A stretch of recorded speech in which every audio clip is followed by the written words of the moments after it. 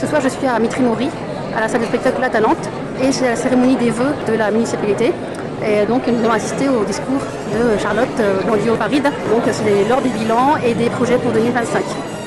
Ce soir, c'est l'occasion de recevoir les forces vives de cette commune, celles qui font vivre la ville, de faire un peu un retour en arrière sur l'année écoulée. J'ai pu dire aux spectateurs qui étaient là combien on avait été fiers de livrer la nouvelle école Elsa Triolet, mais aussi le complexe footballistique Robert Marchand, d'avoir œuvré dans différents domaines du service public, pour les jeunes, pour les moins jeunes, dans le sport, dans la culture.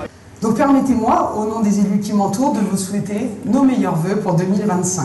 À vous, à celles et ceux qui vous sont chers, que 2025 soit porteuse de sérénité, d'amitié et de paix. Mais après plusieurs années de crise en tout genre et d'instabilité politique, gageons qu'au-delà des vœux exprimés, nous puisions la force collective pour relever les nombreux défis et que nous construisions un futur apaisé, une terre respectée et une humanité préservée. Vous avez chacune et chacun contribué à votre façon à faire avancer notre ville et à résister aux mauvais coups. Et je veux à ce titre remercier chaleureusement l'équipe qui m'entoure pour son dévouement actif et bénévole qui permet non seulement d'accéder aux plus hautes qualifications comme celle des Jeux olympiques et paralympiques, mais aussi et surtout de travailler le sport pour tous, l'inclusion, la mixité, l'autonomie des seniors, la formation professionnelle et le vivre ensemble. Et d'adresser un clin d'œil tout à fait particulier à la direction de la petite enfance avec laquelle je travaille depuis plusieurs années maintenant et avec qui nous accomplissons un beau travail pour nos 17 communes seine-et-marnaises avec la création de nouvelles structures qui verront le jour sur plusieurs de nos villes dans les mois et années à venir. Parce que Mitry-Mory est une ville féministe de la première heure. En 1925, Marcel Chèvremont, maire, fait d'Amélie Martin la première femme conseillère municipale. Une femme conseillère municipale alors même que les femmes n'avaient pas le droit de vote. C'est sûrement de cette force avant-gardiste et des valeurs transmises que chaque équipe a trouvé au fil des années le ressort pour faire vivre des valeurs fortes de partage, de solidarité, de service public, mais aussi et surtout de paix.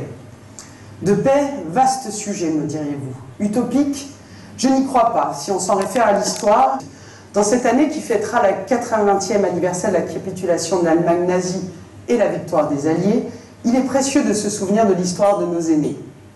En effet, en 1941, le conseil municipal de Mitry-Mory est destitué et plusieurs de ses élus, militants communistes, dont André Carrez, alors maire, seront déportés pour leurs convictions politiques et leur engagement dans la résistance. Tous ne revinrent pas, comme tant d'autres victimes, juives, handicapées, tziganes, homosexuelles. Mais André Carrez fut un des miraculés des camps de la mort. J'aime à rappeler qu'il est revenu sûrement avec des douleurs dont il taira les horreurs, mais avec la force de reconstruire son pays, sa ville, et de faire vivre les valeurs de la République et surtout la paix entre les peuples. D'ailleurs, c'est lui-même qui a scellé les premiers actes d'amitié franco-allemande entre la ville de Schmelz et la ville de Mitry-Mory, avec qui nous partageons toujours une amitié très forte. Alors utopique, la paix, ou possible d'être construite par la force de la diplomatie des peuples et d'une conviction profonde, que l'humanité est plus forte que tout. Voilà pourquoi je reste sidéré par notre histoire contemporaine et le peu de cas qui est fait aux droits des humains et internationaux de par le monde. Que dire du régime iranien qui pourchasse et tue celles qui ont décidé de militer pour leurs droits fondamentaux à décider d'elles-mêmes, des femmes abattues pour une mèche de cheveux qui les passe? Que dire de ces États qui veulent renoncer au droit d'avortement, mettant en péril la vie des femmes? Comment considérer l'annonce de Trump de lier le droit des LGBT? Indignez-vous, disait Joseph Kessel. Je crois qu'il est juste de continuer de s'indigner si l'on veut préserver son humanité, non pas à géométrie variable, mais avec la seule conviction, et une conviction profonde, qu'un homme est égal à un autre. Car s'il y a une génération pour laquelle nous travaillons, c'est bien pour nos enfants et pour nos jeunes. Voilà pourquoi nous avons décidé de placer cette année 2025 autour du thème de l'environnement, du défi climatique, de nos pratiques pour préserver un cadre de vie et donc notre avenir. C'est un défi majeur si on veut préserver l'avenir. Alors il y a nos pratiques quotidiennes, il y a ce qu'on peut faire au travers du service public, Et puis donc tout au long de l'année, on proposera différents rendez-vous qui auront trait à ces difficultés-là, parce qu'on le voit, la météo nous le rappelle à chaque fois, les difficultés sont majeures. Et donc on doit s'engager pleinement dans cette transition, pas juste pour faire joli, mais parce que c'est important pour nos enfants. Donc je pense qu'ensemble, on peut faire de grandes choses.